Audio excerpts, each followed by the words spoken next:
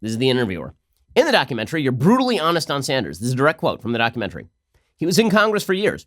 He had one senator support him. Nobody likes him. Nobody wants to work with him. He got nothing done. He was a career politician. It's all just baloney, and I feel so bad that people got sucked into it. Okay. I mean, by the way, this Hillary Clinton would have won walking away in the primaries. Right? She did end up winning the primaries with more votes than Bernie, but it was very narrow.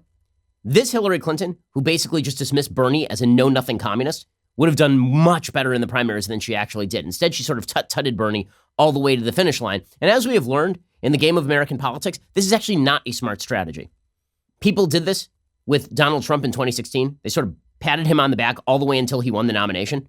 And Hillary Clinton basically patted Bernie Sanders on the head all the way until he almost stole her thunder.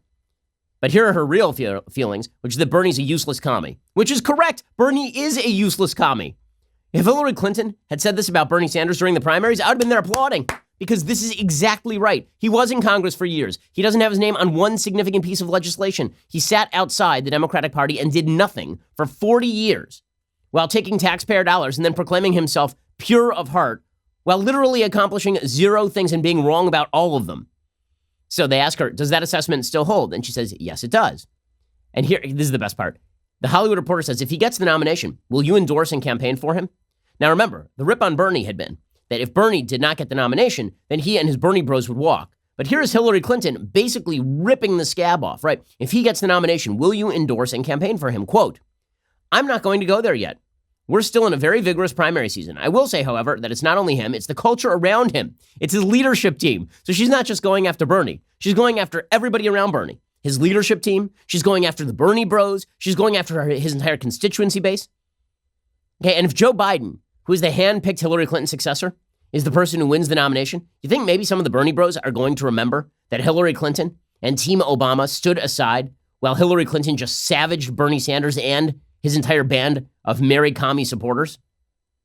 I'm not going to go there yet. We're still in a very vigorous primary season. I will say, however, it's not only him. It's the culture around him. It's his leadership team. It's his prominent supporters. It's his online Bernie bros and their relentless attacks on lots of his competitors, particularly the women. And I really hope people are paying attention to that, because it should be worrisome that he has permitted this culture. Not only permitted, he seems really to be very much supporting it. And I don't think we want to go down that road again, where you campaign by insult and attack. And maybe you try to get some distance from it, but you either don't know what your campaign and supporters are doing, or you're just giving them a wink and you want them to go after Kamala or after Elizabeth. I think that's a pattern that people should take into account when they make their decisions. So here she is saying, we shouldn't wink and nod at attacks. We should really lay off the attacks. Also, Bernie's an ass. Bernie's a jackass. He's a sexist jackass, and the people who support him are sexist jackasses. Oh, this is so good. More, directly into my veins. Yes. Okay, so the interviewer then says, speaking of, Bernie allegedly told Senator Elizabeth Warren in 2018 he didn't think a woman could win, a statement he vigorously denies. How do you digest that? Hillary Clinton, quote, well, number one, I think that sentiment is untrue, which we should all say loudly. I mean, I did get more votes in both in the primary by about 4 million and in the general election by about 3 million. I think that both the press and the public have to really hold everybody running accountable for what they say and what their campaign says and does. That's particularly true with what's going on right now with the Bernie campaign having gone after Elizabeth with a very personal attack on her. Then this argument about whether or not, or when he did or didn't say that a woman couldn't be elected, it's part of a pattern. If it were a one-off, you might say, okay, fine. But he said I was unqualified. I had a lot more experience than he did, and I got a lot more done than he had. But that was his attack on me. Okay, first of all, that part, not so true, right? Bernie Sanders has been in the Senate since before Methuselah was born. Hillary Clinton was elected to the Senate in 2000. She served like a term and a half, and then she ran for president of the United States. It was only after that she became Secretary of State and then ran again. She says, I just think people need to pay attention because we want, hopefully, to elect a president who's going to try to bring us together and not either turn a blind eye or actually reward the kind of insulting, attacking, and demeaning, degrading behavior we've seen from this current administration. So in this interview, she has called him a sexist. She has suggested that his entire campaign has been built around viciously attacking other people. And she has suggested she won't even commit to endorsing him if he wins the nomination. That's unbelievably great. Unbelievably great. And then she's asked about Elizabeth Warren or Amy Klobuchar. She says, I've talked to them. She says, I still answer their questions. I've talked to practically everybody who had run and is still running. And then she was asked, well, you haven't talked to Bernie. She said, no, I can't say I've talked to all of them, but I answered their questions. I always say to the female candidates, look, you can run the best campaign, but you're going to have to be even better than your best campaign to overcome some of the unfairness that will be directed at you as a woman. And here, Hillary's victimhood complex is so strong here. It's so strong, and it is so off-putting. And I am so, I can't express to you how excited I am that Hillary Clinton and Bernie Sanders are finally opening up their guns on one another. It is fantastic. And I would encourage Bernie Sanders supporters to remember that Hillary Clinton, 2 weeks out from the Iowa caucuses, decided to sandbag Bernie Sanders in this, what will be a highly publicized interview, and that Bernie Sanders was sandbagged by Elizabeth Warren, and that the DNC has tried to sandbag Bernie over and over and over. Just remember you that when it comes time for a general election, if Bernie doesn't win the nomination.